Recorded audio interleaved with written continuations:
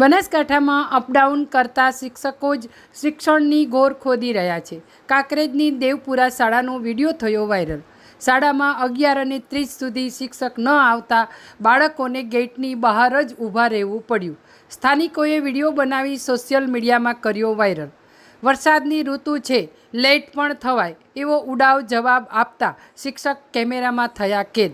1 થી 5 ધોરણની શાળામાં 2 જ શિક્ષક, એક રજા પર અને બીજો લેટ. બનાસકાંઠામાં અપડાઉન કરતા શિક્ષકોના કારણે બગડી રહ્યું છે બાળકોનું ભવિષ્ય.